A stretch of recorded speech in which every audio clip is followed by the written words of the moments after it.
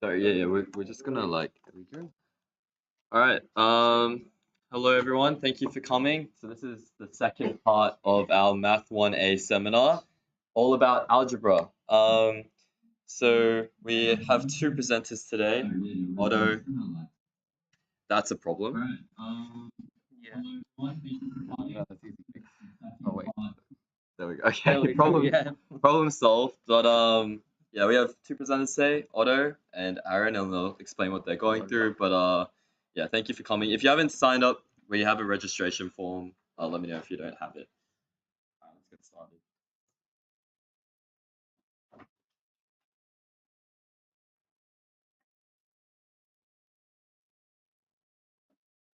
Cool beans. Okay. Hi. This is so awkward because I can't see myself. Okay, so I'll just get started and then we'll see how it goes. So I'm doing vectors, and then Otto is doing a quick section on complex numbers after this. So yeah. Okay. So to begin, first we have the parametric vector form of our plane. So you can see here that we have x, and then that's equal to a lambda 1 v1 lambda 2 v2. So essentially a. Yeah. We're fixing that. We're fixing it up. Keep going. Okay, so, oh yeah, because the people online can see this screenshot. Okay, so with our point A, right, in this case, it is a point on the plane. So this can be any point. So any point on the plane works. Now with the lambda 1 and the lambda 2, those are our real constants. So real constants means that they can be any real number. So what they do is essentially they stretch and shrink v1, v2 so that it can span the plane. So if we have our plane here, right, if v1 looks like this and v2 looks like that, then what we have for lambda 1 and lambda 2 is essentially this vector can be long or short or go backwards. Okay, and then v1, v2, like I've drawn here, they're just the vectors that are parallel to the plane. So they are non-parallel. If they were parallel, then you just get a line, right? So they have to be non-parallel. And with those two vectors, we are able to form the plane. Cool. Okay, so next we have the Cartesian equation. I'm just going to make this a bit skinnier. Cool. Okay, so with the Cartesian equation, it's given by this, right? So A, B, C, and D are fixed real numbers. And then we have this. It might seem a bit random that a squared plus b squared plus c squared cannot equal to 0. But the reasoning behind this is that if you think about it, we have three square numbers added together, right? If it were equal to 0, because we know that square numbers are non-negative, that means that if they had a sum of equal to 0, it makes all of those terms inside the sum 0, right? So in this situation, if a squared plus b squared plus c squared is equal to 0, then each of these terms would be 0, and then a, b, and c would be 0, which makes this turn into something like 0 equals to d. And that's a big problem because that no longer is a plane, right? So we have this restriction over here. The a squared plus b squared plus c squared does not equal to 0, and that way we don't run into a situation where we have 0 equals to d. Okay. Yep, yeah, it's live. Okay, so first question is for us to find the parametric form of this Cartesian form of the plane, right? So the way parametric form works is that we want to find these two vectors, right? So we want to find v1 and v2, and also we want to find a, which is any point on the plane. So to make things easier, right, first to find a, it can literally be any point on the plane. So the simplest way we can get a point on the plane is if we let x1 be 0, x2 be 0, right? And then so that will give us a value for x3, say.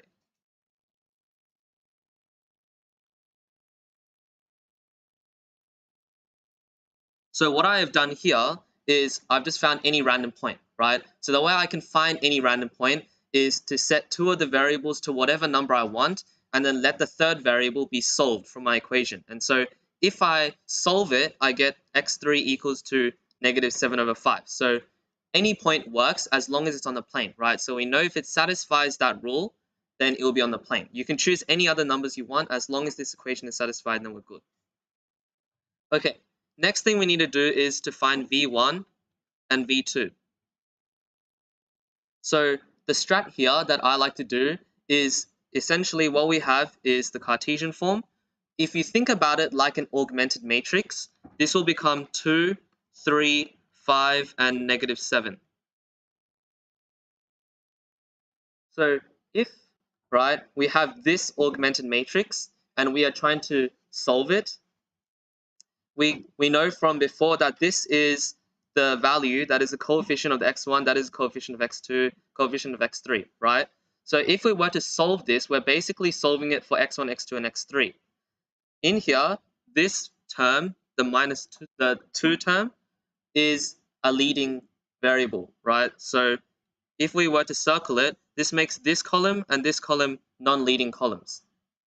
If they are non-leading columns, then we let them be any random parameter. So real, we can just say this is lambda1 and lambda2. The reason why is because these two columns are non-leading, so they are free to move however they wish. So if we let this be lambda1 and lambda2, then what we are saying is that x2 equals to lambda1 and x3 equals to lambda2. So by doing this, what I have now is if I substitute it, I get 2x1 plus 3 lambda1 plus 5 lambda2 equals to -7. So if we think of lambda1 and lambda2 as real numbers, this gives us an equation that is solvable in terms of x1, right? So we can make x1 the subject.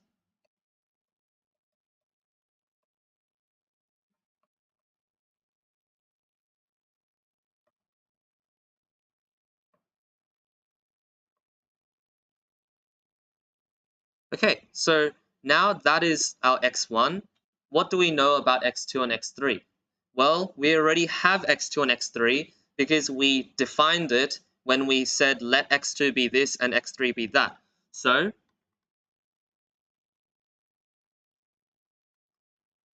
if we were to have a vector, so if we wanted to solve for the x, right, because we know from above that the parametric form is when we have x, right? So this x over here is x1, x2, x3.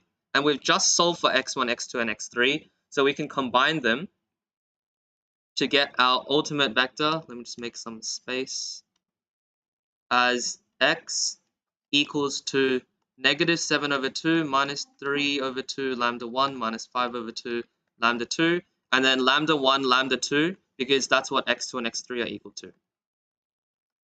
Okay, now this is already our plane. So technically, right, we didn't actually need to do this to find the point. This is just to demonstrate that you can use any point. So from here, if we were to convert this into our parametric form,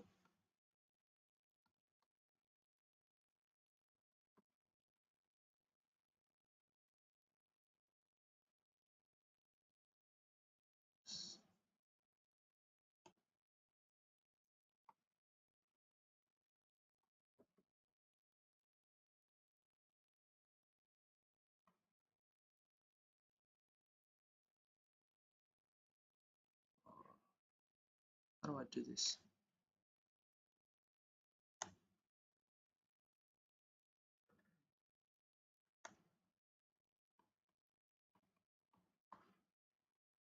Okay, so if we were to do this, right, we have our current parametric form as this. So what's strange about this is that our a values are different, right? But then I said before that a can be literally anything. So as long as a is on the plane, you can actually replace this with this value of a that you've got in here. But because this is also a valid point on the plane, if you substitute this into there, you'll see that it satisfies. So this can be just one form and you can have multiple forms. Okay. So here they set x2 equals to lambda1 and x3 equals to lambda2. You can actually set x1 to be anything as well. As long as you have two variables that are set to constants, you are able to solve for the third one and make everything the subject. So this is just one possible solution, but there are infinitely many representations of the same plane. Okay, So now we have 3 points in our three-dimensional space. We want to find the formula, right, the equation of a plane, parametric form, that passes through these 3 points. So we know from above that the parametric form looks like this.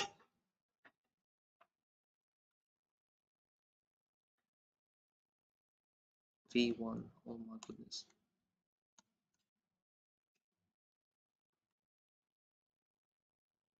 So what we want to do now is to find A, V1, V2 like we did before.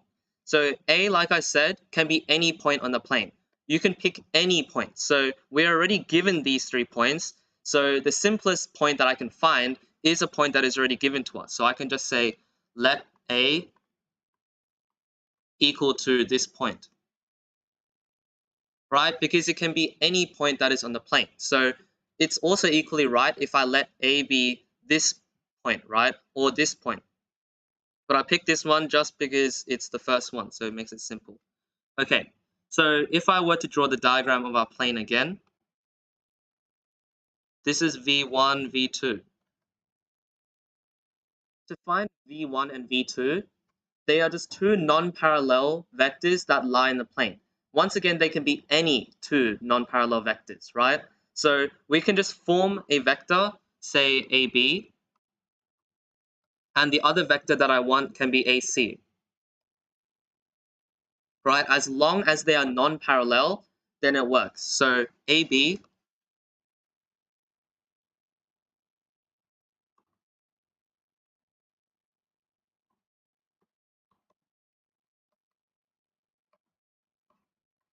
right? So AB can be found by subtracting OB from OA. So I'll just write this up in the corner so I can use it again.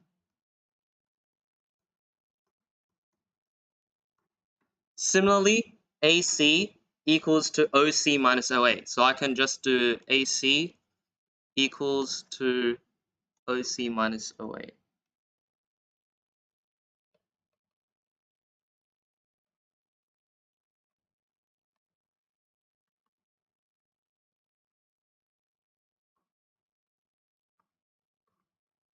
Cool. So now I have these two vectors, right?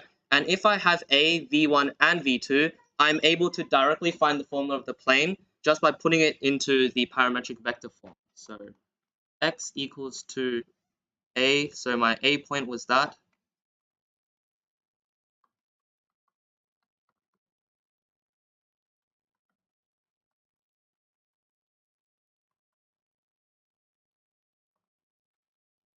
So just like before, you can have an infinite number of solutions, right?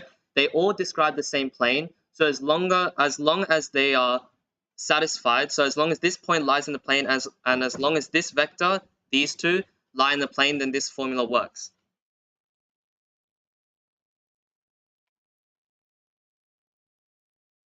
Okay, so now we have the parametric vector form of a line.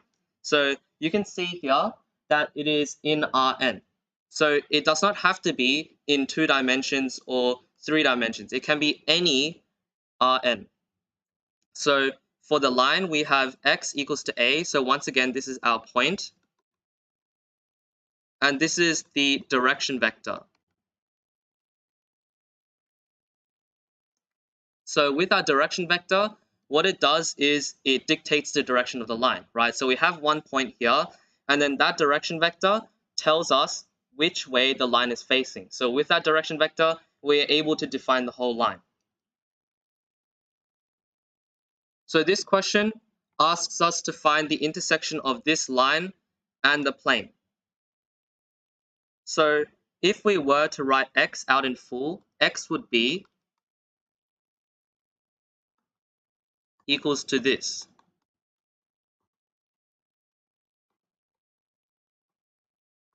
So now I can expand both the left and the right so that I can equate what x is, y is, and z is. And then once I have x, y, and z, I'm able to substitute it into the formula and solve for my lambda value.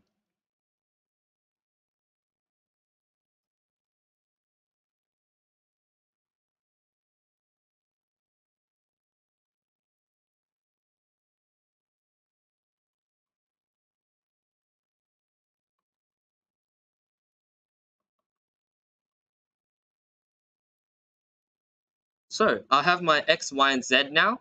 So all I need to do is to substitute them into the plane.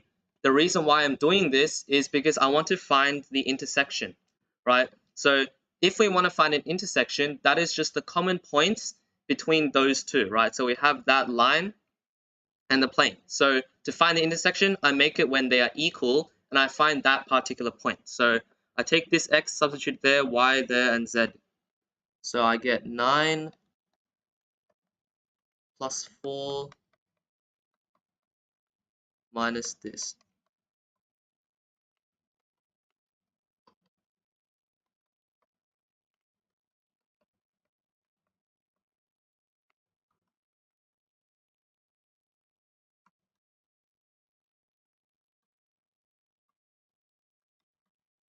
Okay, so it's given from the right hand side that this is equal to 0, so I can now solve for my value of lambda.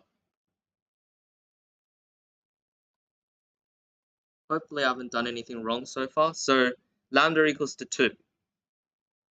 Now when I have lambda equals to 2, it means that I can substitute it back into this equation and I get a point, right? Because lambda used to be any real number. So if it's any real number, it can be 0, 1, -1, anything. So that's how we get the line, right? Because that point moves along the line depending on what the lambda value is. If I now solve for lambda and I get a specific value of lambda, it gives me the particular point on that line. So now if I were to substitute this as 2, then that gives me x equals to -1, 2, 3 plus 2 this. Okay, I'll spare the time to calculate this, and when we substitute, we get this. Just an important point to note that if you leave your answer like this is a vector, right? The question is asking for a point, so we need to state our final answer as a point. So make sure that you don't leave it in vector, but as a point. Cool. So now we have dot product. And so with dot product of two vectors, so say A is this. Yep, sure.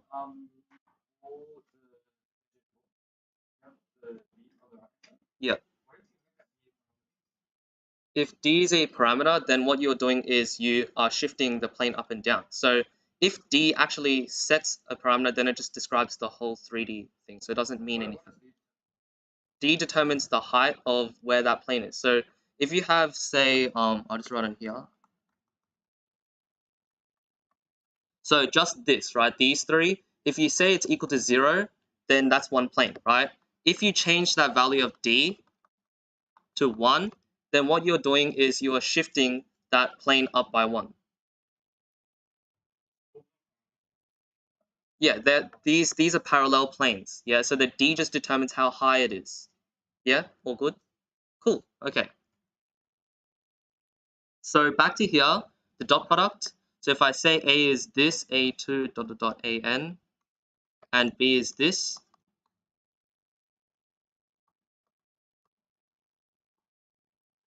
when I do the dot product, when I do the dot product, I multiply every element with each other. So you can see here, I do A1 times B1 plus A2 times B2, and so on all the way to AN times BN.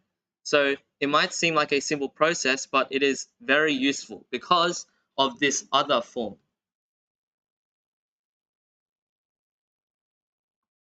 So what this form tells us is that this dot product is equal to the length of vector A and the length of vector B multiplied together times by cos of the angle that's in between them. So this has many geometrical properties, right, that we'll see later. Cool. So in this question, it's asking us that we have a parallelogram first with side lengths of 1 and 3 units.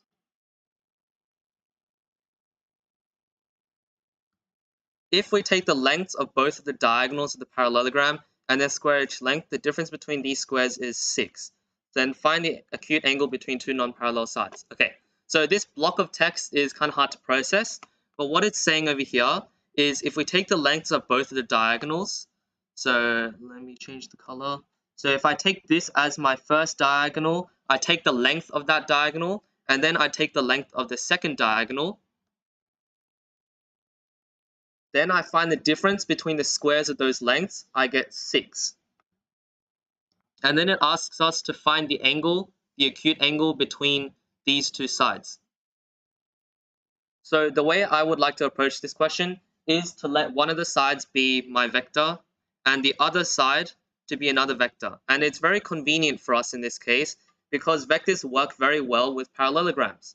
So with the parallelogram addition rule, this diagonal vector that goes from this point to that point can be given by the sum of these two vectors. So I'll just let this vector be vector A and the other one to be B.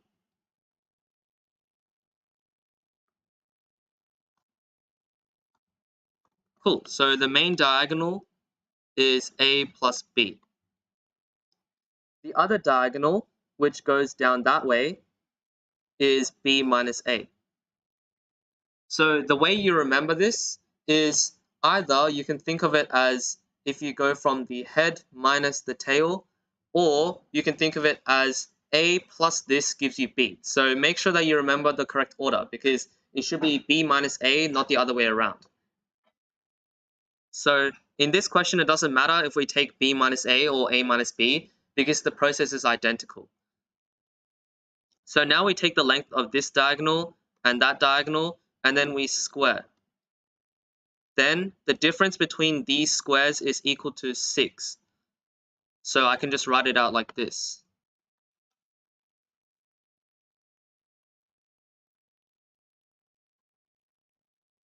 So there is a magical property for dot product as well, which is that x dot x is equal to the length squared.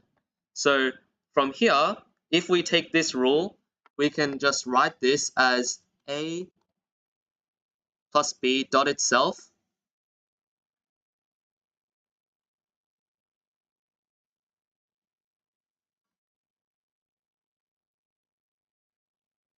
So I've just translated something that is in length to something that is in terms of dot product. So I'm just going to get rid of the right-hand side so I can continue carrying this equation down. This is equal to, now I can expand it just like normal multiplication. So this is that.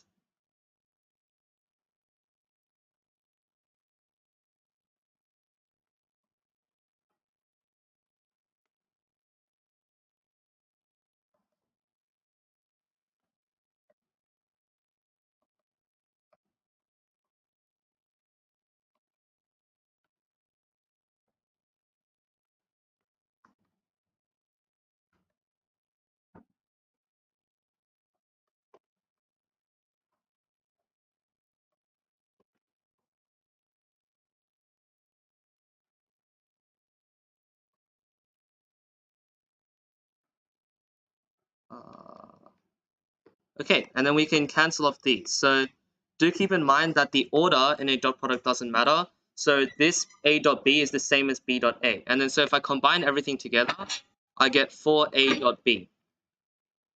Now we know from the given in the question that this, after we work our way down, this is equal to 6, right? So that means that our A dot B is equal to 3 over 2. Now we want to find the angle between vector A and vector B. So we can use the property, right? This property, A dot B is equal to the lengths multiplied cos the angle in between, to find what the angle between A and B are. So if this is equal to that, we can now find what theta is.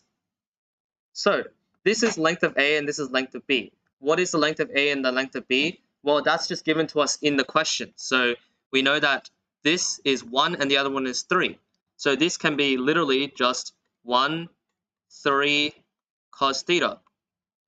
And then so solving this, we get cos theta equals to half. So now it's all good because we can solve for what theta is. Cool. And then so the angle between these two non-parallel sides is 60 degrees. If you somehow get an obtuse angle, you don't have to worry because if you somehow get an obtuse angle, all you need to do to find the acute angle is just do the co-interior angles, have a sum of 180, and then you can find the acute angle. So since the question is asking for an acute angle, then finding 60, great. But if it's not acute, then I can manipulate the angle in a way that I always get an acute angle.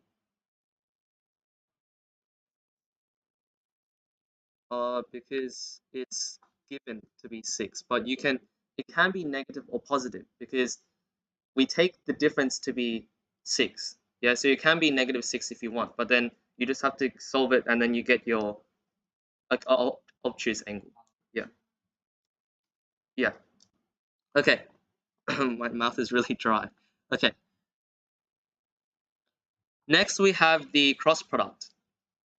So with the cross product, if we have these two vectors, A and B, the cross product, you can remember this process, which is this times that, and then the next thing is this multiplied by that, and this multiplied by that, and then finally these two, right? This is given to you in the formula here, but this might be hard to remember, so I have a strat to do this, which is to write it out in the matrix,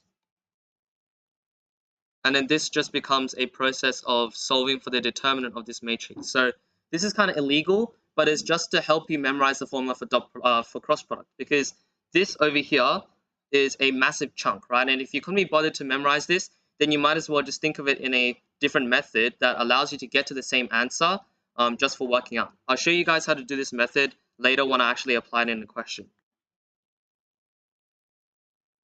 Okay, so here we have 3 points A, B, C with these position vectors. So the first question is an easy question. It asks us to find the length of the vector CB.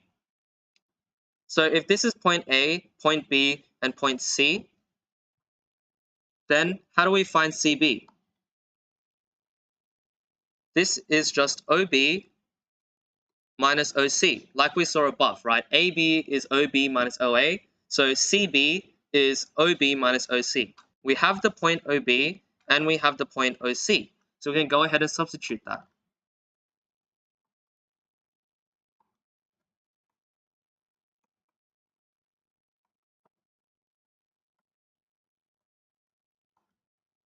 Okay, so that is our vector CB. So what we want here is the length of CB.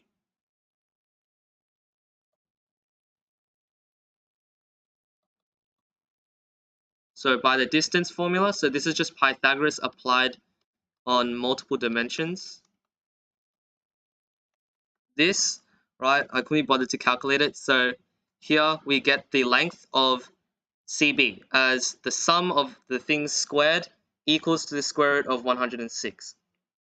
Okay, now the next question is asking us to find the area of the triangle with vertices A, B, and C. So remember that with the cross product, we also have a geometrical property of it. So with the cross product, all you have is the first two vectors giving you a parallelogram. If you find the cross product, the length of that vector is the area inside this parallelogram.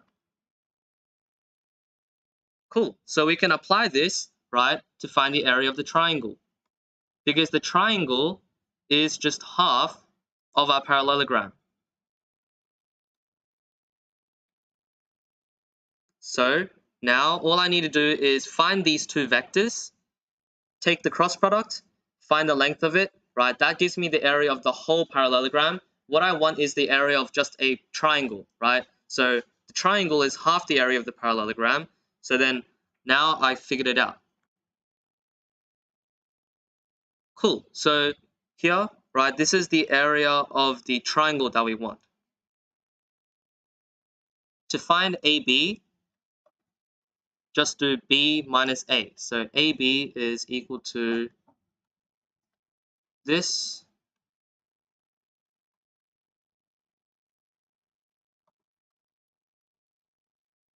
And then the other vector that I want is A to B. A to C, and then so that gives me AC equals to 350 minus that.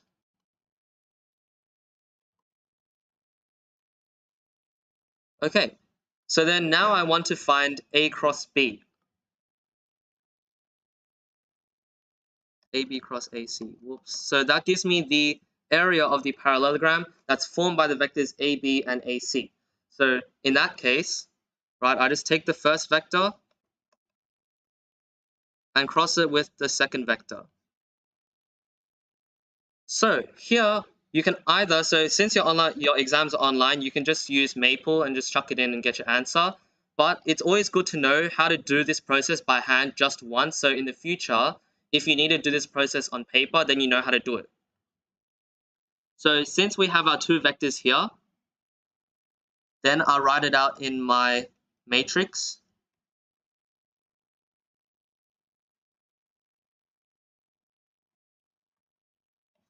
And what I'm doing now is to find the determinant of this matrix. So if we start from this term and then we work along the top row, what we are essentially doing is we form the minors that make us cross off this and we take this. So the first thing we get is this. Is that value a 7 or a 3? My handwriting is so bad. Next, this term, we take this and we get these two numbers. So remember when finding the determinant, it goes plus, minus, plus. So the first term is plus, this term is minus.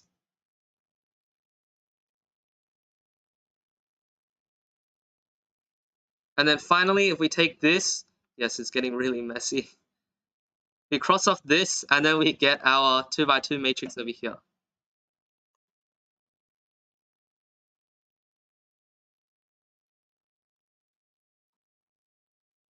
To find the determinant of a 2 by 2 matrix, it's really simple. All you need to do is multiply these two, and then subtract the product of these two.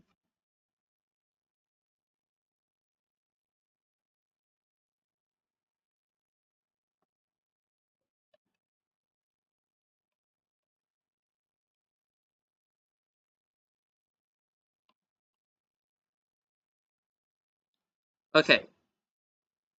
Just a note that this E1, E2, E3 notation, what these are just this vector 1, 0, 0, and this as 0, 1, 0, and this as 0, 0, 1. So the reason why we do that is so that you can extend this up to n dimensions, right? So En is just the vector where everything is 0 except for the nth element, which is a 1. So in that case, I can define the standard basis vectors for all of the dimensions. Okay, so if we go ahead and evaluate it, right, we get this for our cross product. So this is our cross product of AB cross AC. What we want to do is to find the area of our triangle, right? And the triangle is half the area of the parallelogram.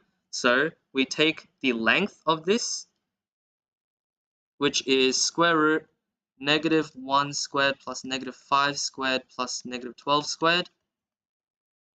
This will give us the area of our parallelogram, square root of 170. What we want is the area of the triangle, right? The triangle is half the parallelogram, so I can go ahead and just stick a half on it, and then we're good. Cool, okay. Next, we need to find the shortest distance, D, from A to the line passing through B and C. So if you guys didn't actually catch that part of the question, what we are trying to do now is we have A, B, C. What we're trying to do is find the shortest distance from A to B, C. So it's just this. We know how to find the area of a triangle, right? Base times height. So if we have the area of the triangle, we can find the length of the height by rearranging this. Right? H is equal to 2A over B. So our value of D is our H value right now. So we've just solved for what A is, and so we need to find the length of the base B. To find the length of the base B, this is just finding the length of the vector BC, right? So then all we need to do now is to find the vector CB, right, and find the length of it. We did that in the first part. So we found that the length is square root 106. So I can reuse that. And then now, after I get this, CB is that is just my B value. So that I can just chuck it together.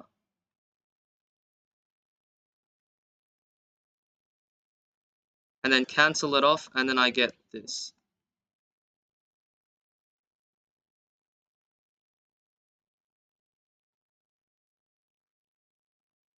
So that is the, it is a length. So that is the distance.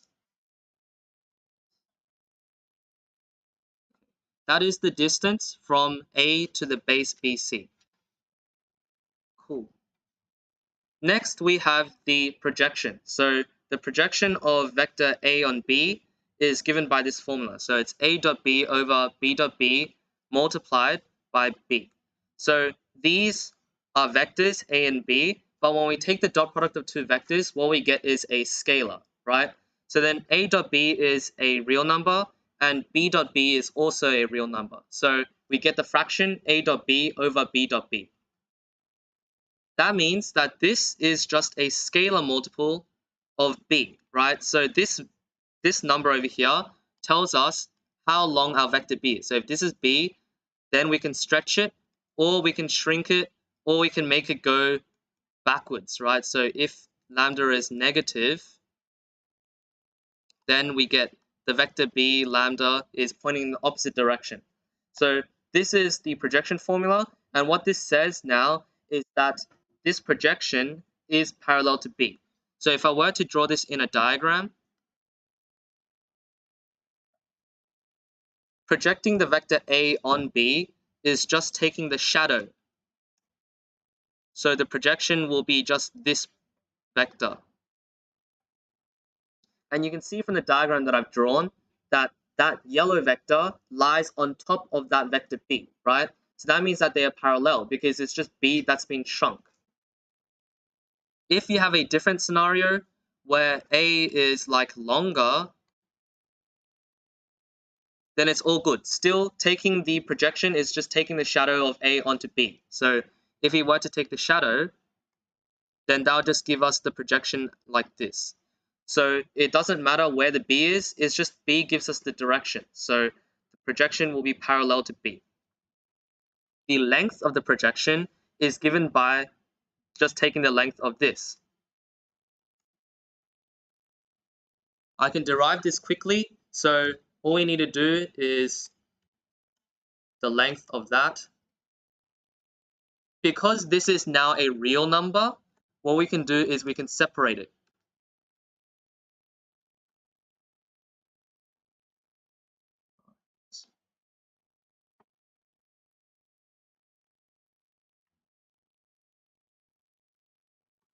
And then this is just the length of a real number, right? So I can further break this down to give me this.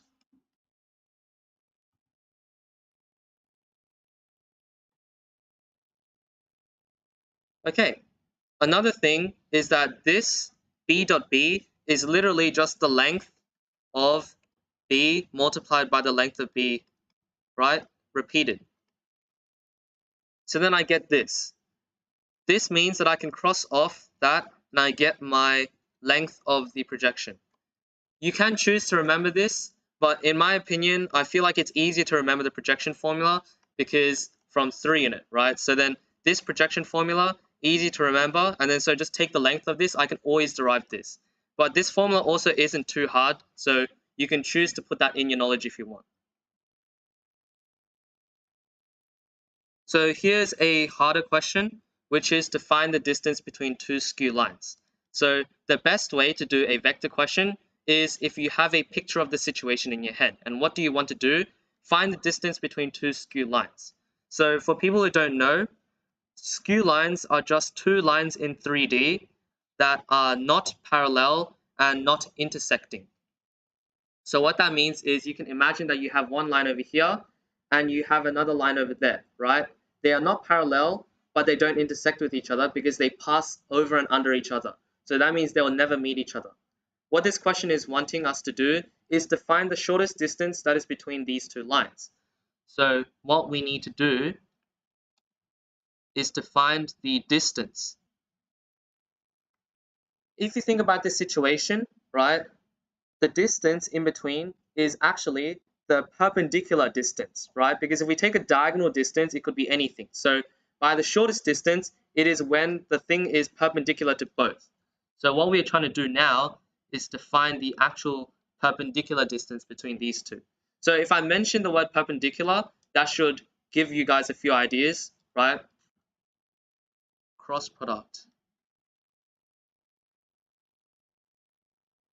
Why do we use the cross product? Well, the cross product gives us a new vector that is perpendicular to both the top line and the bottom line, right? So that is the definition of the cross product. So if we do this vector crossed by that vector, we'll get a third vector that is perpendicular to both this and this. That is perfect because we need this to be able to find the direction of the line that runs up and down between these 2 points. Okay, so first things first, I need to find the cross product.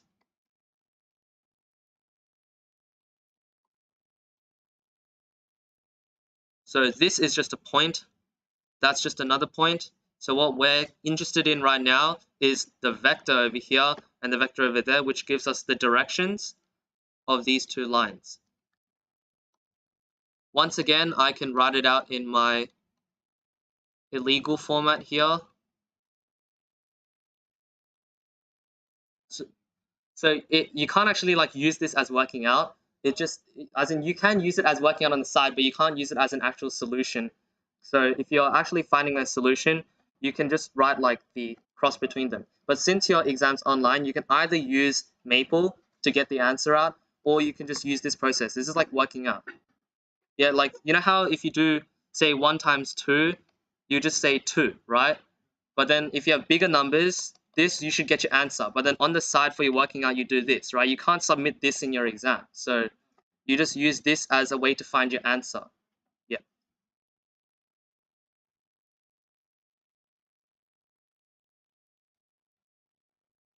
Cool.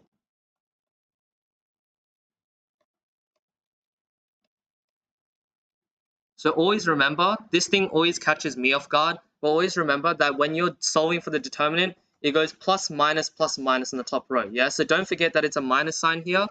So the reason why I like this method is because this reminds me of how to do the determinant. So if I have a question that asks me, yes? Oh, yes, my bad.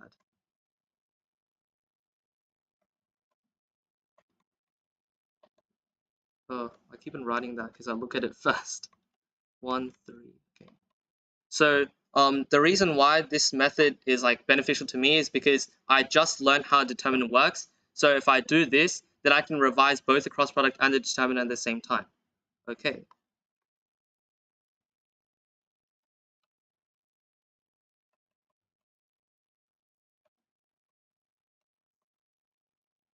And then solving that gives me the normal vector n that is perpendicular to both of the vectors.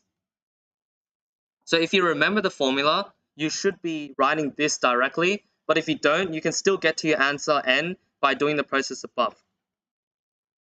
Okay, so by definition of the cross product, the vector is perpendicular to both the lines, right? So this n is now perpendicular to both of the lines that we have. If we want to find the perpendicular distance between those two lines, all we need to do is take the projection of something onto that line so we know the distance between those two.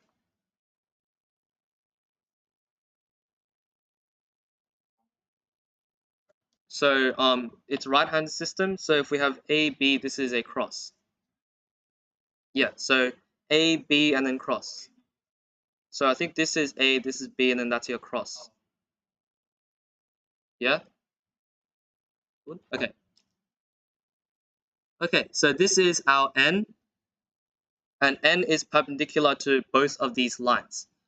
So if I take this vector and I project it onto n, that'll give me a vector that is perfectly sat in between these two, right? So if I take this and I project it on the vector n, then I'll get a vector that is perfectly going to be in between these 2 points. And that serves our purpose because what we are trying to do is to find the distance between these 2 lines. So we just find the vector, project it onto the normal vector, find that particular distance in between, and we have the distance in between these 2 lines. So if you think about it in 3D, we have something that looks like this, and we have another vector that's over here, right? So then if I were to make this longer, okay, let me see if I can make that work. So say this is our normal vector, right? If I want to project this, oh, you can't see. So if I want to project the red thing onto the yellow thing, what I'm doing is I'm taking the component of the red vector that is parallel to the yellow, right? So there is always going to be a component that is parallel to the yellow, right? So even if this is in 3D, you can always take like a vertical component, right? So that's what projecting does. So we take that vertical component so that it's parallel to this normal vector there.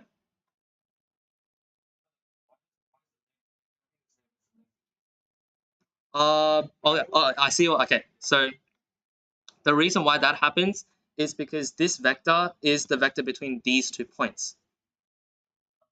So if we have a vector from this point to that point, that gives us a vector that is in between those 2 lines, right? Okay, I'll cut this down. Okay, oh my god, I'll cut this down into 2 processes. So first process is if I project it onto here and then I project it onto there. Does that work or is that more confusing? Does that make sense? So like if I take this point, these two, and I kind of like project it on there and then there, that guarantees that it'll lie in between those two, right? Does that make sense? Yeah, cool. Okay. Yeah, the process does it 2 at the same time. So yeah, it's kind of magical, but then you can just jump the step and go directly to that. Yeah, but I think drawing that makes it easier to see how it goes. Yeah. Okay, so I take the any vector between those 2 lines and I project it onto here. So how do I find my any vector? Well, I have my 2 points, right? So this is the first point and I have my second point. So I find the vector P. I have to keep on redrawing this diagram. I find the vector P that is between any 2 points between the 2 lines. So the way I do that is I take this point and I have that point, and then I find the difference, right? So that gives me the vector that goes between these 2 points. That is this. And then all I need to do now to find this vector, I take the projection of P on N. Cool? That gives me the vector that is parallel to the normal vector and perfectly sits in between these 2 lines.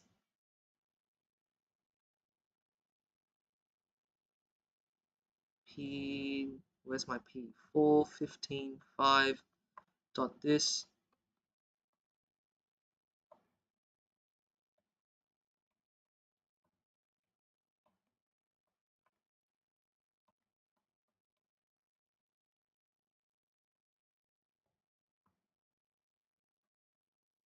Okay, so now the step is just evaluate the dot product on the top. So I multiply these two, these two, these two, right? And then on the bottom, exactly the same process. And then multiply by our n. So if we were to do that, then we get this. Okay, this is finding the length. So I might as well just do this process anyway. Negative 60 minus 90. Wait, that's 80. Is that 90 or 80? I can't do maths. 90. Okay. How ironic. 90. I'm still thinking, is that 80 or 90? Yes, 90. What am I thinking? 225. And then that's 36. and then that's, I can't see, 9. Okay, so if this is the vector, right, I can just take the length. And so if I have the length, n, right, that is just the square root of everything inside squared.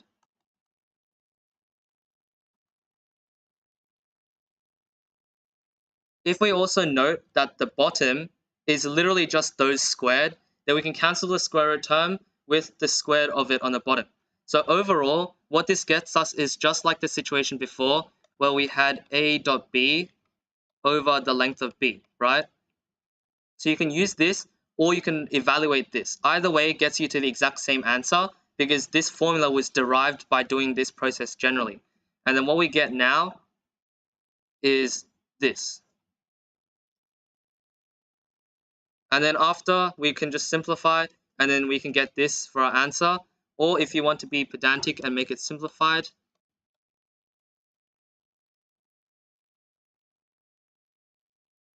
cool. Okie dokie. Now I'm going to move on to matrices. So matrices and vectors are very related, right? So a vector is just a matrix that has n rows and 1 column. So then now we're just expanding it so that we have a matrix. So this is just matrix multiplication. So we have P and Q. So just to foreshadow, for question 3, it's asking us if we can take the product of P and Q. So while you're sitting there and watching it, think to yourself whether or not you can multiply P and Q directly.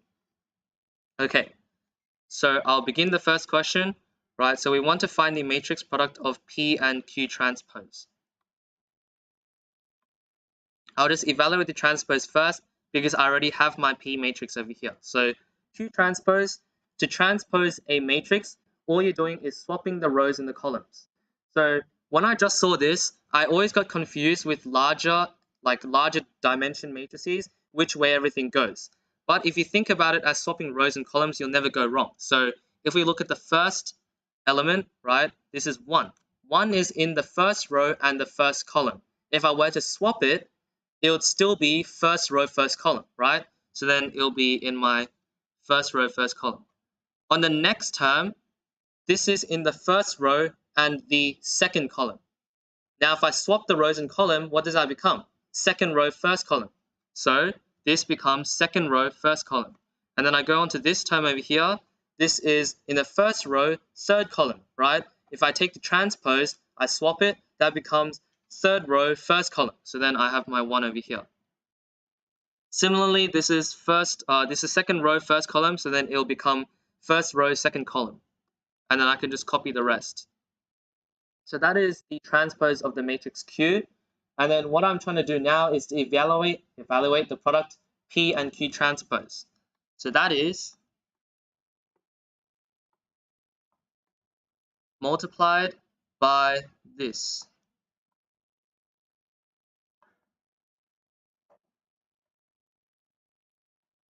So just a word of warning, when you do matrix multiplication, the order matters. So P multiplied by Q transpose is not necessarily the same as Q transpose multiplied by P. So make sure you do the multiplication in the exact order that it is in the question. Okay, to do matrix multiplication, think of rows and columns again. So rows first and then columns. So in this situation, we have a 2 by 3 and a 3 by 2. So the way I remember it is rows first, columns second. So this is 2 rows and 3 columns, and the other one is 3 rows and 2 columns. If I were to multiply them together, what would be the dimensions of that matrix on the side? 2 by 2, yeah. So you have 2, 3, 3, 2. So then the stuff inside kind of just like disappears, right? And you get a 2 by 2 matrix. Okay, once again, think of rows first, columns second. So if I want to find the element over here, this would be in the first row, first column, right? So what do? I take the first row and I multiply it with the first column. So then this is, oh, I need a lot more space for this. 1.1 plus 2 dot minus 1 plus 1.1 in here. Okay, If I want to find the term down here, this is in the second row and in the first column. So what do? I take the second row and I multiply that by the first column. So that gives me 3.1 plus negative 1 dot negative 1 plus 4 dot negative, it's just normal 1.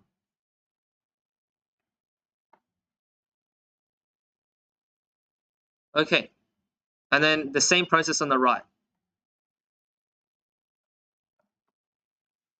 So if I were to sneak a peek over here, right, this gives us the 2 by 2 matrix as we expected. Okay, now the next question is to find the size of P transpose multiplied by Q. So this one you don't actually need to calculate the answer. All you need to do is figure out the dimensions of P transpose multiplied by Q. So P transpose would give us a 3 by 2 matrix, right? Because P currently is a 2 by 3. If we swap the rows and swap the columns, then we get a 3 by 2. If we are multiplying that with Q, which is a 2 by 3, then once again, we can imagine the stuff in the middle disappearing. And our answer is a 3 by 3 matrix. So, to take the matrix product, you need to have the two terms inside matching, right? So, it has to be 3 by 2, 2 by 3. You can't multiply something that is 2 by 3, 2 by 3, because the stuff in the middle doesn't match. So, that is what the question here asks. Does the matrix product PQ exist? Well, P is a 2 by 3, and Q is a 2 by 3. So does this product exist or not? No, yeah, because the stuff in the middle doesn't match. Cool.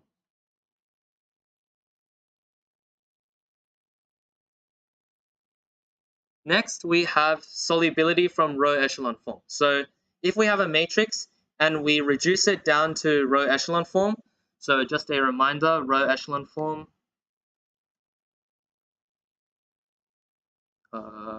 anything, so 4, 5, 6, I don't know. Row echelon form is when you have zeros all below and the leading terms are all diagonal or to the right. So this counts as row echelon form as well. I just need to make up a situation where it works. Okay. What is that? I was writing 6 and then I flipped to 8. Okay, 7, 8. So this counts as row echelon form as well because these leading terms, right, as long as each leading term below is to the right of the one above it, then it is in row echelon form. If you have terms that are like, I'll just modify this, I can be bothered. So if you have 8, right, 8 and 2, this is now leading and the thing on the right is not leading. Is this still in row echelon form or not? No, right, because the thing at the bottom is not to the right of the 2. So then if it's like that, then you can always reduce it further until you get to a situation where everything below that leading number term is a 0. And then that brings us back to our row echelon form. So now we have 3 conditions for solubility. So this is just basically looking at the number of solutions. The first one is 0 solutions, second is 1, and then the third one is infinite. It has no solution if and only if the right-hand column has a leading column. So what that means is if we have an augmented matrix, 4, 5, 6, 4, 5, 6, I'll take this example. If we have an augmented matrix, so we'll take the top one for example right now, if the top has the right column being a leading column. So a leading column is when we have a leading variable in it, right? So if this is a leading column, then there is no solution. The reason why is because of this bottom row. What you have here is essentially 0x plus 0y plus 0z equals to 6. That cannot have any solutions for x, y, and z because if you multiply this out, this says 0 equals to 6, right?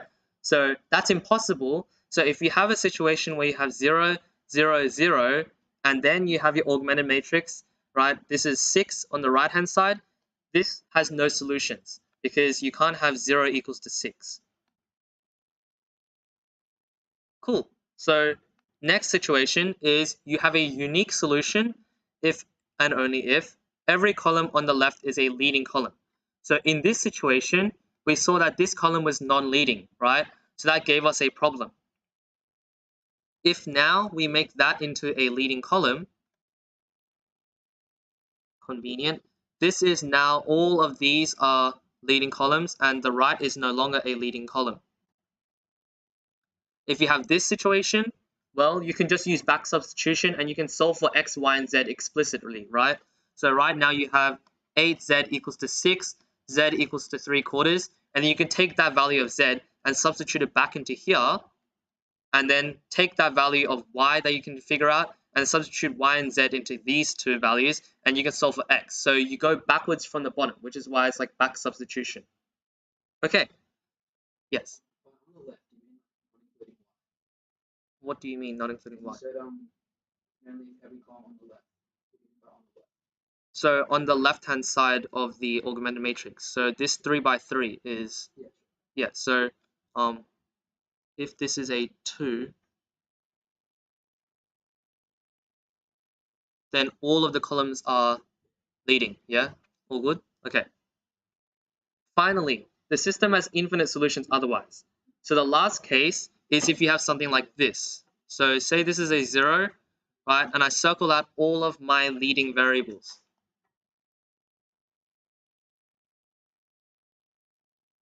In this situation, column 1, column 2, column 4 are leading, but this is not leading, right?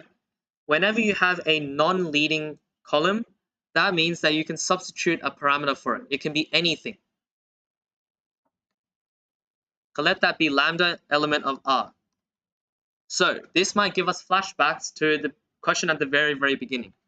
So if I scroll all the way to the top, oh my goodness. Wow, I've done so much. This question, right? So the reason why we set x2 equals to lambda 1 and x3 equals to lambda 2 is because we can treat this like our augmented matrix, right? Although this might be very trivial because it's just one line, right? It's still an augmented matrix, which means that we can consider this number 2 to be our leading variable. And so this is our only leading column. If it is our only leading column, then that means these two non-leading columns, I can let this be lambda 1 and this be lambda 2, right?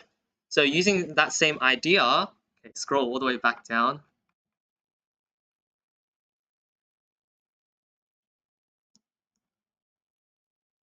So using that idea, right, we can assign a parameter, a real parameter, to any columns that are non-leading. If you have a parameter, it means that it can be any real number, right? And so if it's any real number, you have infinite solutions. The reason is because lambda can be 0, 1, 2, anything. If we know that it's a real parameter, then any solution works. So for any value of lambda, it gives us a solution. So if you have 2 solutions, then you have an infinite number of solutions because lambda can be anything.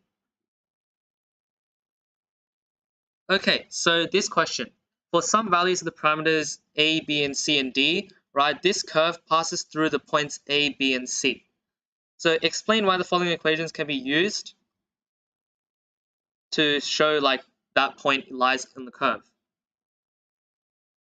The reason why this works is because what we are doing is we are translating, right, from the question into a system of equations. So we're not in a matrix yet, so there's no brackets on either side, right? This is just a system of equations which we get when we substitute these points A, B, C into our equation here.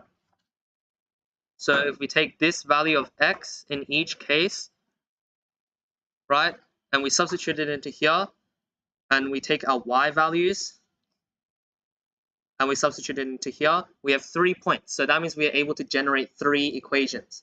So here are our 3 equations. And so you've seen here that purposely we have random spaces missing, right? It's convenient because what this is suggesting is this. Cool. So if we have these system of equations, we know that this works because in each situation, this is the right-hand side, right? This is our value of 1. And then if we substitute x and y into here, we get our 3 equations. Cool. So use Gaussian elimination to solve the system of linear equations here. So the step that I'm going to show you is you can directly turn this into a matrix. So if you have A, B, C, and D, well, all you need to do is just chuck a 1 in front of them. Right? And if the term is literally like missing, then you can have a 0 on the front. So you can translate this into this.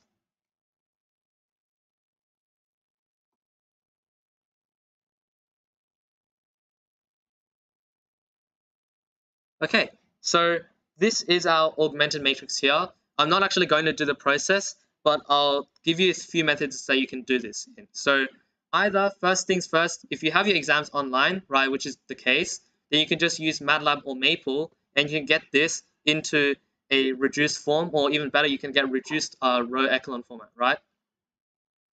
Second, you can do this by hand. So the process of doing it by hand is you take this term, right, and then you subtract a multiple of this whole row until you get this row starting off with a 0. So 1, 1, 1, 1, 1.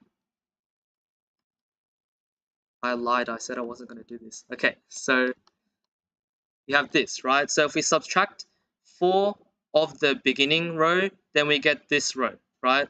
This starts off with a 0, so we know that this is good because this is our leading variable, this is our leading variable. As long as the thing on the bottom is to the right, then we're all good. And then we just do this process again, and then we can reduce this further so that this becomes a 0. Okay.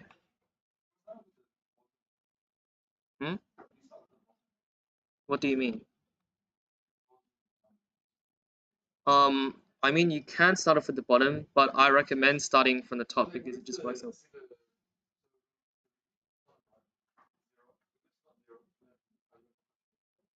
What do you mean if it's not 0? Oh, I see. Like if this is 8, right? Okay, if it's 8, then no worries because all you need to do is just do this process again, right? So how did you find row 2? You subtract multiples of row 1 from row 2, right?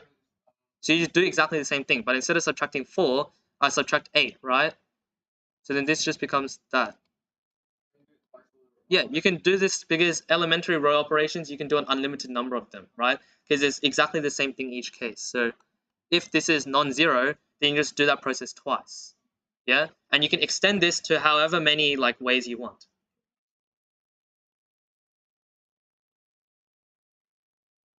Okay.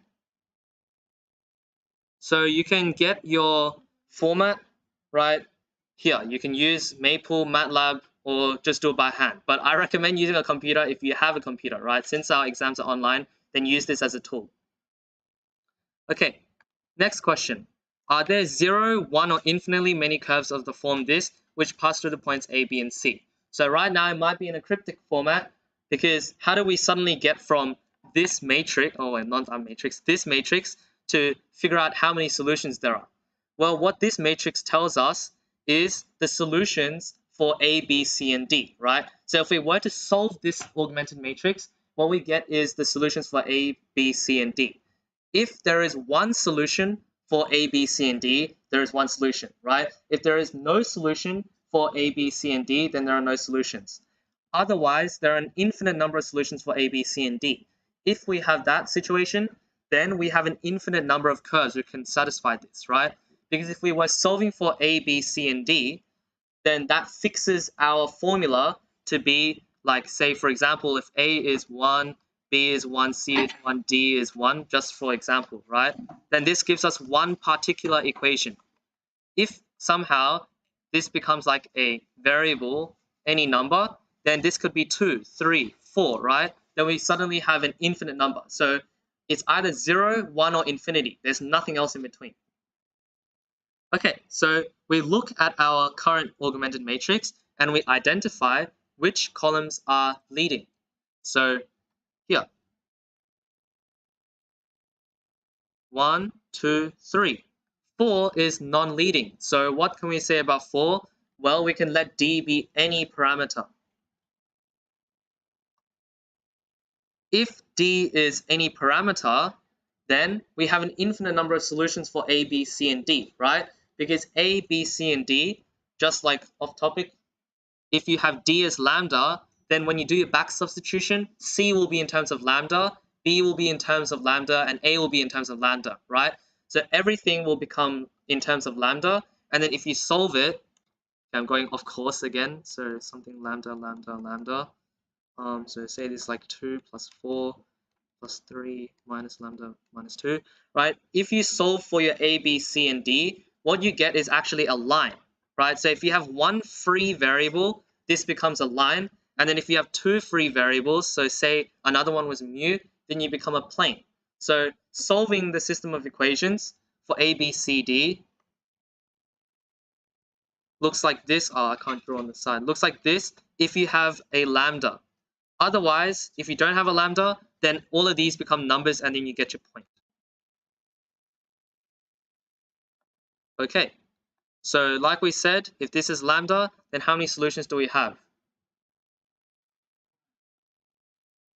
Infinite, yeah. Okay, so lambda can be any real number, so infinite. Cool. Next question. Using your answer from part 2, find the parabola of the form this, which passes through that. So this is kind of funny, right? Because we can let D be anything. So if we let D equals to 1, we are free to let it be anything. It can be literally anything because we said D is equal to lambda, right? So if we let lambda equal to 1, what we're saying is that if we set the number D to be equal to 1, then that gives us one particular parabola, right? Because as long as we have a single value, then we are good. Okay, so if we have D equals to 1 and we substitute it back into here, wait, where is my system of equations? Into here, right?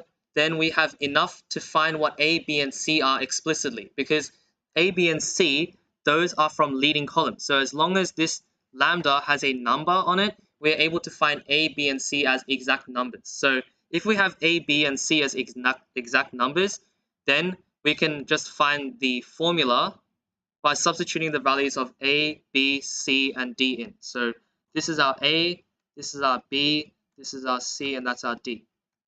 So after substituting D, right, we've got the system of equations from before when we have D as 1. Then what you end up having is 3 unknowns and 3 equations, right? As long as you have 3 unknowns and 3 equations that are not linearly dependent, then you'll be able to find a solution for each of A, B, and C. So if we substitute D in and then we solve it, we'll get C equals to 1, B equals 0, and A equals to -1. Then I can substitute that in here. Our value of D came from our assumption, right? Let D equals to 1, and then this collapses to become just one thing. Oh, that's a 0, so I don't need to write it.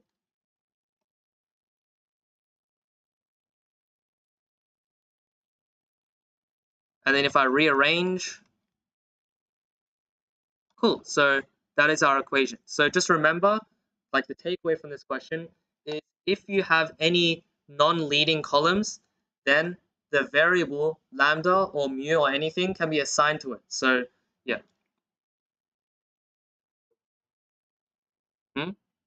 Visualize 3. Okay, you can visualize 3, right? Wait, you can't visualize 3. You can visualize 2, yeah, as the plane. With 3, it becomes like 4-dimensional. But technically, okay, technically, if I have A plus lambda 1, v1 plus lambda 2, v2 plus lambda 3, v3. Okay, so this one, this is still the formula. It can be at any dimension, right? But you can't physically visualize any dimensions that are larger than 3, right?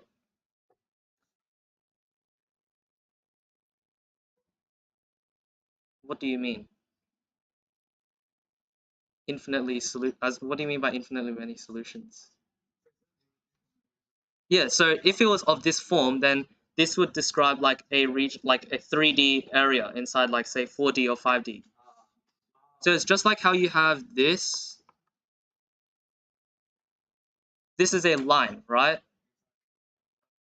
But this line can be in any dimension. It doesn't have to be in 3D or 2D, right? This can be in 4D as well. But if it's just in 4D, you can't really visualize it, right? Yeah, so this is still the case over here. It's just a 3D thing inside any dimension that is larger than it. Yeah? Cool.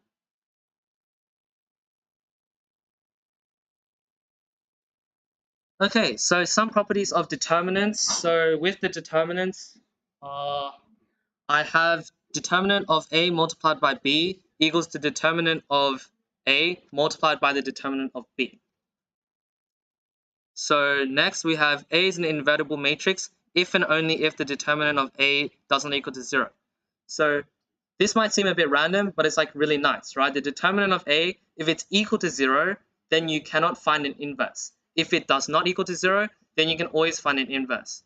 The reason why, the best way I like to think of it, is when we have the determinant, right? When do we have determinant equals to 0? Well, when we have a row that is all 0, right? That gives us the determinant equals to 0. How do we get to this situation when two rows are multiples of each other? So if we have this situation, right, then we can actually form a row of all zeros by just subtracting 2 times of this from there, right? So if we're trying to reduce it, then we can get our row of all zeros.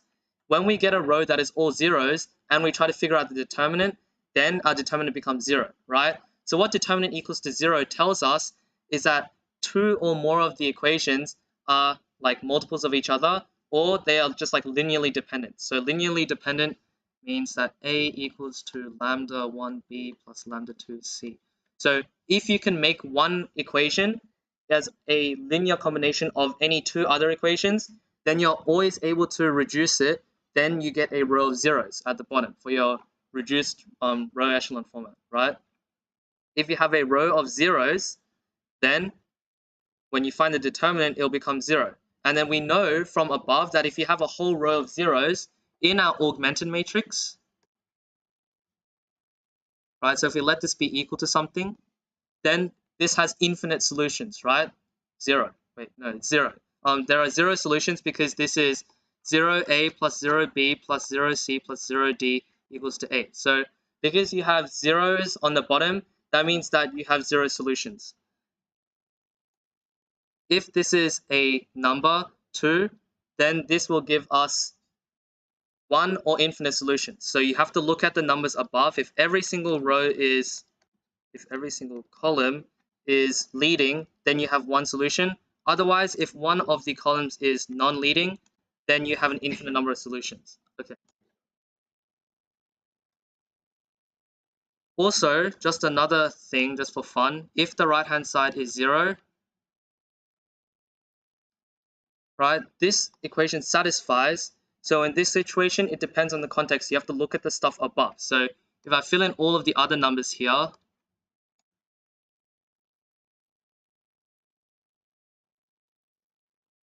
in this situation, right, the right-hand column is not leading. So in this situation, although the bottom is all 0, this still has an infinite number of solutions because this is actually satisfied. You can have a row of all zeros and the right-hand side being equal to 0. So what happens now is that we have this leading, and then these 2 variables are now our non-leading variables. So these can be our parameters. So depending on the situation, you might have 0 or infinite, but you just have to be careful depending on the situation. Okay. Next, if a row or a column is multiplied by a scalar, then the determinant is multiplied by the same scalar. So if you have something like 2, 2, 2, 2, this and the determinant, right, of 2, 2, 2, 2, okay, that's like, that's so weird, that sounds so weird. If we were to take a 2 out of it, then that is to take it out of one row or one column. So be careful, because what happens here is that you can actually take out another 2 to make this determinant of that, right? So yeah, if it's one row or one column, then it works. So you can actually make this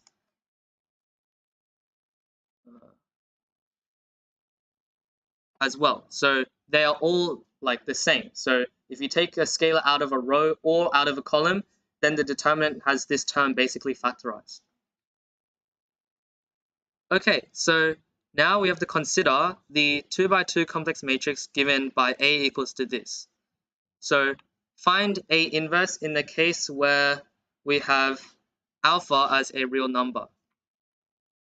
So to find the inverse matrix, there are again a few ways you can do this, right? You can either use your maple or you can do it by hand. The problem is in this case that our value of alpha is undefined, so I would recommend doing it by hand.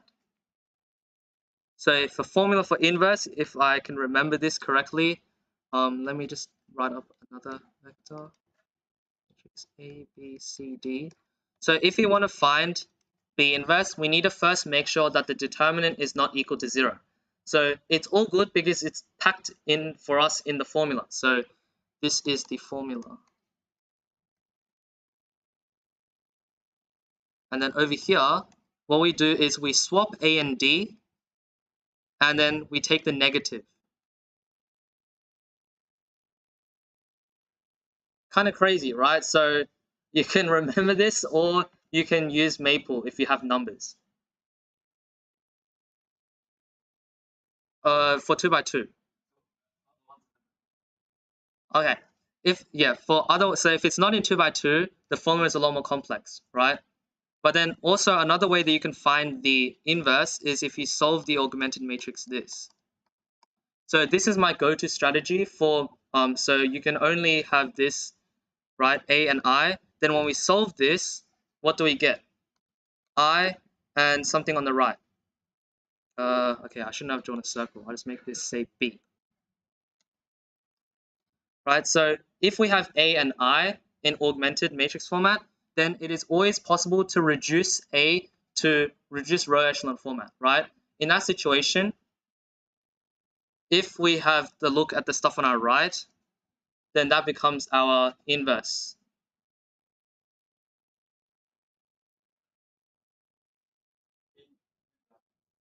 What do you mean example? Oh, like as in this question, or like you want me to actually do it? Like when you just like turn A to no, just like row equal format and the I automatically becomes like B. Yeah. So what happens is what matrices are is that they combine a system of equations, right? When you do like elementary row operations, what you are doing is that you are just performing like subtraction or addition of multiples of those equations with each other, right? So it's just like the matrix encodes each step. So when you say row 1, replace that with row 2 minus row 3, for example, right? What are you doing? You're replacing the... Yes, okay. You're replacing the row 1 with the difference of these two. Yeah? And then so what that does is if you do the steps backwards, then you get to your inverse. So here if we have I to A to I and we go from I to B, then that's like doing the process backwards gives us the inverse. If you can reduce it to row echelon format, you can always solve this.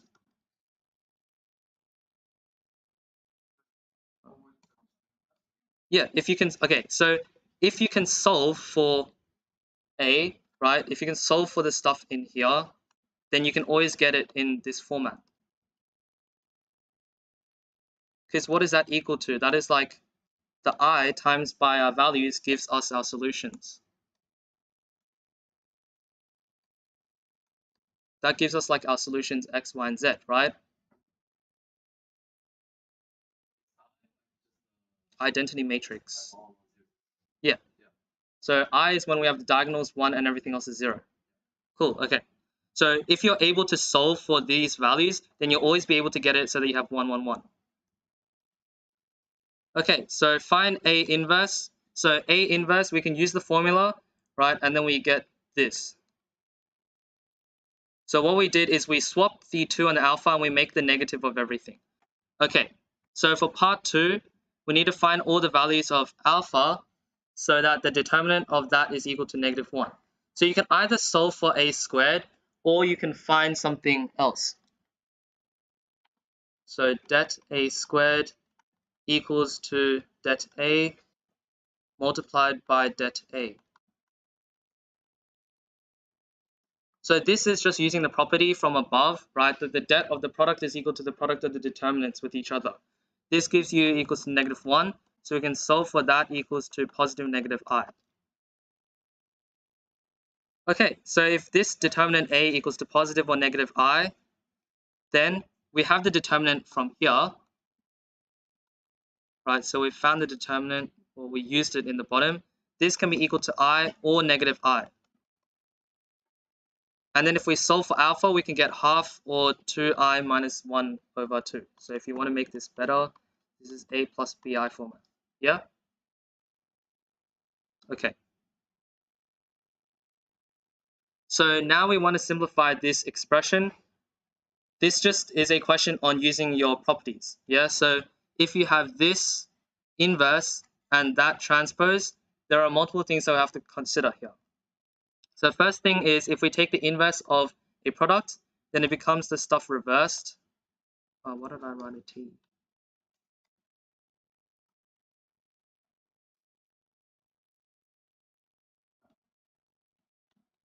And then if you take the transpose, once again, you have exactly the same situation. If you take the transpose of the transpose, what does that give us? Well, that just gives us the original, right? Because transposing is swapping rows and columns. So if you swap the columns and the rows, you get back to what you had initially. Now, evaluating this product, we have A transpose, right, inverse, and then the transpose of A. If we multiply these two together, this is the inverse multiplied by itself, so then you get this. Now, with the identity matrix, you can move it anywhere and it's still the same. So we can treat this like how you multiply it by the number 1, right? 2 times 1 is 2, 3 times 1 is 3. So if you have a matrix multiplied by I, it is literally just itself. So this becomes this, and then we know what that is. So this overall matrix becomes I. Neat. Okay, so here is an extra question, right? So suppose that we have this has a determinant of 4. And then we want to find the determinant of this matrix. So to find the determinant of that matrix, there's the formula det of, say, A is equal to AD minus CB. So if we have that equals to 4, then to find the determinant of this matrix, it's just 2A dot that minus C times 200B. This is 200 AD minus 200 CB equals to 200 AD minus CB, and then this gives us 800. Another way of looking at this is you can take the product of the terms. So you can make this into 2A, 2B, C, D, right? And then you can make this 2A, 200B, C, and 200D. So what we did in each process is I first multiplied 2 to the top row and then 100 to the second column. So what that does is it multiplies the determinant by 2 and then by 200. So if I do 4 times 2 by 100, oh yes. So overall this is 4 by 200, right? So both ways gives us the same answer. So you can either do it directly, or if this is larger than a 2 by 2 and you can't just find out the determinant by a formula, then you can think of it as operations on the row and on the column. Yes.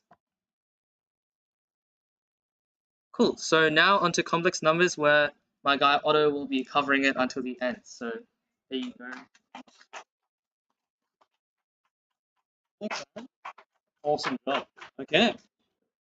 So let's get ready for de Moivre. Okay. Just to recall, okay, de Moivre's theorem is where we can convert our trigonometric functions in terms of theta into terms of n theta, any multiple of theta. Can be integers, can be whatever you like. Now, and vice versa, just to say. If we're all comfortable, I'll call our bottom bit right about here. I'll call it our exponential form. And it's just a little, how do we say, index notation that kind of explains the process of de Moivre's theorem, okay? So let's move on to the question. Okay, first part is to express cos of 4 theta as a polynomial in terms of cos theta. Now, quite simply, this is using de Moivre to express higher multiples of theta into just theta. So we will begin, and we'll just identify cos 4 theta as the real component, of e to the phi 4 theta. Okay.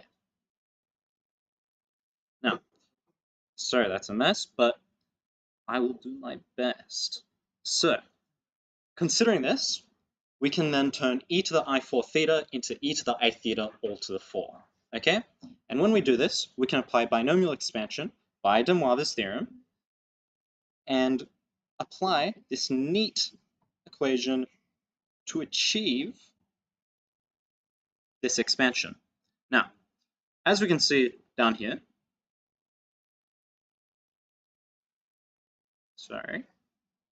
do that a little neater. Just down there, we have our polynomial in terms of theta, but it's not all cos theta, okay?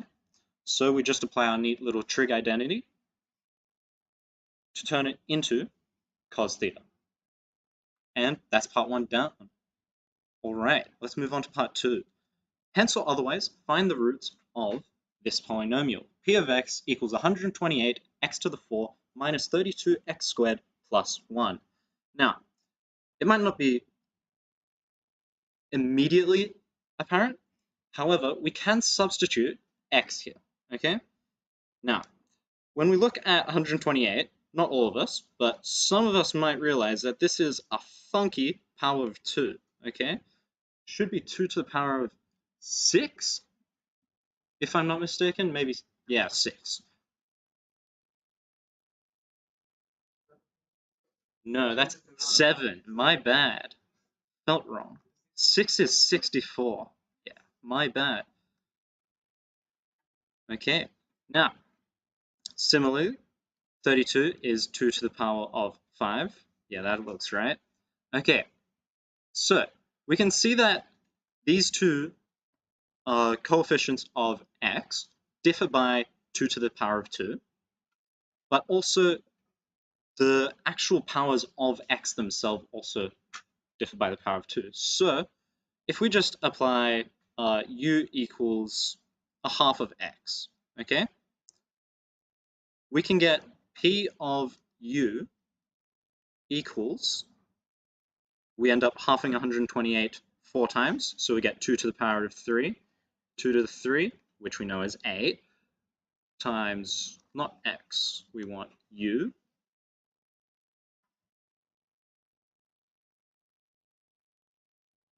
if I'm doing this right.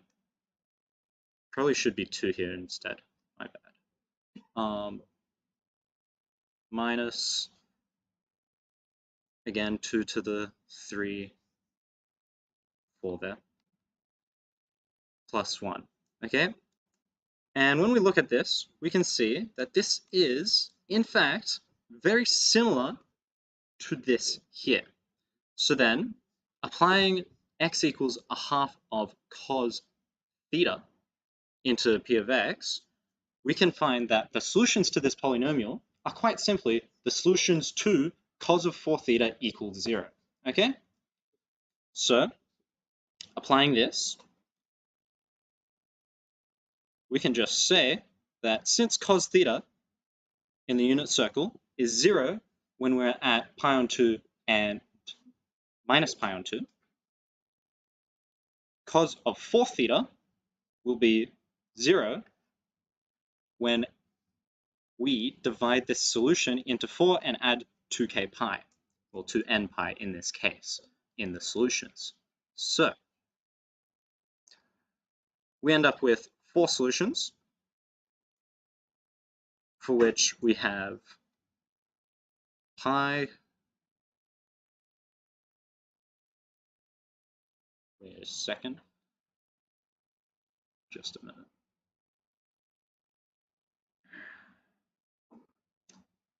n pi plus pi on 2 equals 0 for 4 theta. So we divide this by 4 again to get theta equals our 2n plus 1 over 8 pi. Okay, that looks better. So, achieving all of our solutions, we can then use our factor theorem to state that, well, okay, that's already part 2 finished. We have then found all the roots of the polynomial, and we know that there can only be 4 roots to this polynomial, as our highest power of x is 4, and this polynomial has no fractional indices. All right. Now, moving into part 3, we want to examine the roots of p of x to find the exact value of sine of pi on 8 multiplied by sine of 3 pi on 8. Now, one little thing that we're going to start looking at here is, okay, we're looking at the product of trigonometric functions. And we've just found that the roots to this equation have these special numbers in them. Since we're looking at products, the first thing we direct our eyes to is the final term, which, understand our products and sums of our roots in terms of polynomials, this final number will be the product of all the roots multiplied by the coefficient. So in other words, 128 multiplied by cos of pi on 8, cos of so on, equals 1. This is for our pi on 8, 3 pi on 8, 5 pi on 8, and 7 pi on 8. Now we can rearrange this to state that the product equals 8. All right. Now, since we have our product here, if we look at our unit circle, we end up with pi on 8, 7 pi on 8, 3 pi on 8, and 5 pi on 8. Now, understanding cos is our x component. Question? Vieta's formula, I'm not quite sure. I think it's just understanding sums and products of our roots. Yeah. Fancy word, someone's name, doesn't really matter. All right. So, back on track, we have these two parts being reflections of each other in the y-axis on the unit circle, have equal and opposite x values. So we can say that the product of cos of 3 pi on 8 and cos of 5 pi on 8 will be minus, since one is the negative of the other, cos of 3 pi on 8 all squared. Okay, since they both have the same magnitude when looking at them on the x-axis. Okay, and I'll just draw an x-axis there. Similarly, we can apply the same idea to the two other roots, the two other trigonometric functions, cos pi on 8 and cos 7 pi on 8, to manipulate this function into, we won't use sine yet, but we'll manipulate it into minus cos of pi on 8 all squared as well. Now, when we take the product of these two numbers, we end up with cos of 3 pi on 8 multiplied by the cos of pi on 8 all squared. The negatives cancel out, and that should equal 1 on 8. All right, any questions? Awesome. Okay.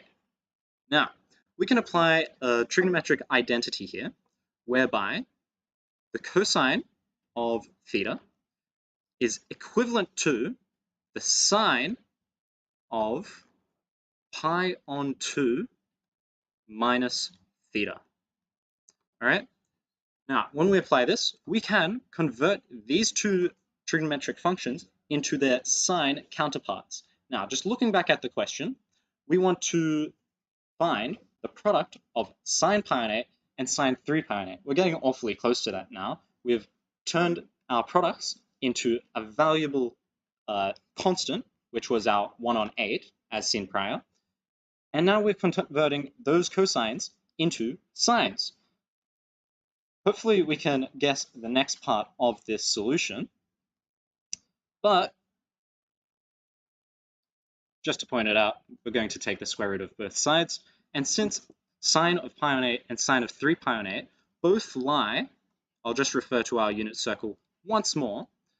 Since pi on 8 and 3 pi on 8 both lie in the first quadrant of our unit circle, they're both going to be positive values. So we have to take the positive square root as opposed to the negative square root, making sure we discount from unreal roots, well, generated roots of the equation, okay? And so we have our solution of 1 on 2 root 2. Any questions? Are we happy with that? Yeah. Awesome, okay. Now, we're going to move on to the roots of unity, okay? So this question from the 2019 semester 2 Math1131 paper will be considering the 7th roots of unity. I'll just highlight that. To find a set of non-real solutions to the equation. All right.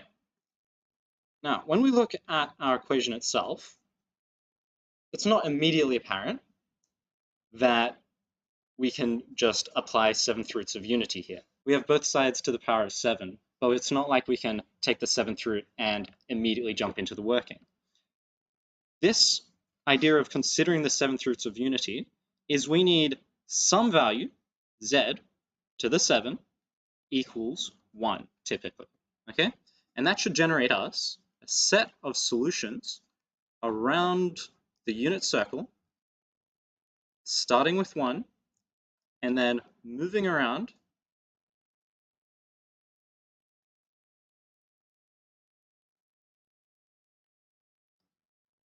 the unit circle, dividing it into 7 equal pieces. Now, to convert this equation into this form, we're going to divide one of these sides by the other, okay? And to allow this, we need to ensure that when we divide it, we're not dividing by 0. So, moving into the solution, we're going to divide by 1 minus omega to the 7, as omega equals 1 is not a clear solution, okay? Because when we substitute omega equals 1, we get the left-hand side is 2 to the 7, right-hand side is 0 to the 7. Clearly not a solution. So everything is fine here. Doing so, we can apply our 7th roots of unity. We will call now this chunk into z, okay? Just so that we can play around with it. Now we can finally apply our 7th roots of unity to find that as our angle of our solutions to z equals 1, sorry, z to the 7 equals 1, follow this convention of 2n pi on the degree of roots of unity. So since we're talking about 7th roots of unity, it is 2n pi on 7. We can then move into our exponential form and go back and solve for omega. Are we all happy with this? Excellent, okay. Now, when we do this, we have to be a little bit careful, okay? We want omega, and initially, omega is in 2 occurrences, both on the left-hand side. So we multiply both sides of the equation by 1 minus omega, remembering that omega is still not 1. We're not multiplying both sides of the equation by 0. So, moving forward, we can rearrange and move omega to one side, having our terms of theta, which are all on the right-hand side. We can then explain and, I guess, play around with it a little bit more. we are looking for non-real solutions to the equation, just to know. Now, since we're talking about non-real, that means they have no real component. So we're taking all solutions that do not have a real component. Easiest way to find this, I find, is we realize the denominator, then we can tell from the numerator whether it is imaginary or real. So looking for imaginary solutions, we can realize the denominator by multiplying by the conjugate, which is this step right here. Okay? We're going to multiply the numerator and denominator by the conjugate of the denominator, and then expanding, we can see that we have the sum of conjugates, which is just 2 cos theta when the moduli of the two are the same and 1. And we simplify this equation, cross off 2's. Remember that our difference is 2i sine theta, and we arrive at a certain solution in terms of theta. So since omega equals this value and this value is purely imaginary, all omega hold as solutions for all values of theta given. All right, so since this is non-real solutions, we're not looking for numbers that satisfy this. We're not looking for just real numbers that are satisfying this. So we're looking at omega as an element of our complex numbers, not our real numbers. Okay? So specifically complex. So this means that so if we say omega equals x plus iy, y is not equal to 0, essentially. So luckily for us, when we expand it and we simplify it down into terms of trigonometric functions and theta, we can arrive at all of our solutions being imaginary. And hence all of these solutions will hold for our solutions of theta, given that sine is not 0. So sine is 0 when theta is 0, or a multiple of pi, yeah? Again, with our unit circle. And what we can do is say that, okay, accounting for all of our values of n, the only one where we have a real solution, that is omega equals 0, because sine of 0 is 0, we exclude that solution, and then we can take the rest of them. Yeah. So we end up with a set of solutions for n being 1 to 6, having excluded n equals 0. And that brings this solution to a close. All right. Any questions on this one? No questions? What a bunch of nerds in here. All right, and that brings algebra to a close. We are at 4:55. We finished 5 minutes early. Okay. Anyone have any questions we want to reiterate on? Any parts? Derive Euler's formula. Which bit ever used? This? Cis. Cis is like a non-official notation. It's just shorthand for exponential. It's pardon? It's yeah. Yeah, just honestly, cis theta is just pretty much shorthand to e to the I theta, because people don't like writing superscripts sometimes. All right. X? Right, X? Yeah. If you don't like the power, then you can write it in full. Yeah. All right.